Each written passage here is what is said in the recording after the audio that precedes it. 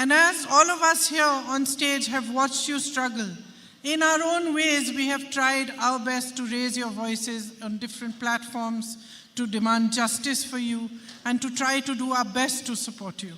ഈ വേദിയിലുള്ള എല്ലാവരും ഞങ്ങളെപ്പോലെ തന്നെ നിങ്ങളുടെ നീതി ലഭിക്കുന്നതിന് വേണ്ടി, നിങ്ങളുടെ ബുദ്ധിമുട്ടുകൾ പരിഹരിക്കുന്നതിന് വേണ്ടി, നിങ്ങളുടെ അവകാശങ്ങൾക്ക് വേണ്ടി ശബ്ദമുയർത്തിയിട്ടുണ്ട്.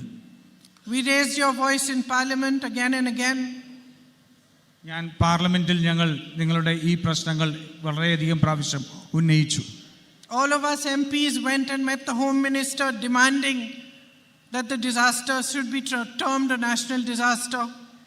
ഞങ്ങൾ എല്ലാ എംപിമാരും ഇന്ത്യയുടെ ആഭ്യന്തരമന്ത്രിയെ കണ്ട് ഈ ദുരന്തം ഒരു ദേശീയ ദുരന്തമായി പ്രഖ്യാപിക്കണമെന്ന് ആവശ്യപ്പെട്ടിരുന്നു. We wrote letters to the Prime Minister. We protested outside Parliament.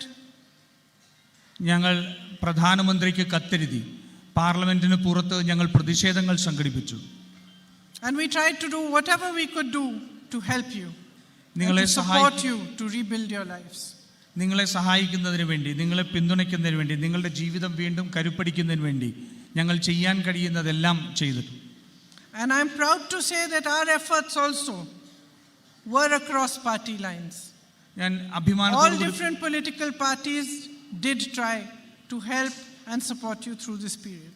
ഞാൻ അഭിമാനത്തോടു കൂടി പറയുന്നു, എല്ലാ രാഷ്ട്രീയത്തിനും അതീതമായി എല്ലാ രാഷ്ട്രീയ പാർട്ടികളും ഒരുമിച്ച് നിന്ന് നിങ്ങളുടെ ഈ പ്രശ്നത്തെ നേരിടുന്നതിന് വേണ്ടി, നിങ്ങളുടെ ജീവിതം തിരിച്ചുപിടിക്കുന്നതിന് വേണ്ടി ശ്രമിച്ചിട്ടുണ്ട്.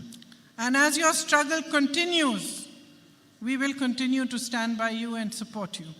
നിങ്ങളുടെ ഈ ദുരിതം നിങ്ങൾ മുന്നോട്ട് പോകുമ്പോഴും ഞങ്ങൾ ഒരുമിച്ച് നിന്ന് നിങ്ങളോടൊപ്പം അതിനെ അതിജീവിക്കുന്നതിന് വേണ്ടി ശ്രമിക്കും എന്ന് ഉറപ്പു തരുന്നു. In September, when I was here, I met a group of shop owners who had been affected by the tragedy, and they told me how their businesses had been wiped out.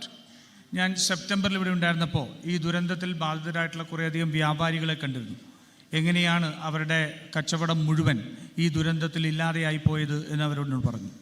We thought that we will try to collect some funds to be able to help them to rebuild their businesses. These were especially small businesses and small shop owners, and I'm happy to say that today we will be giving them a small amount each so that they can start anew.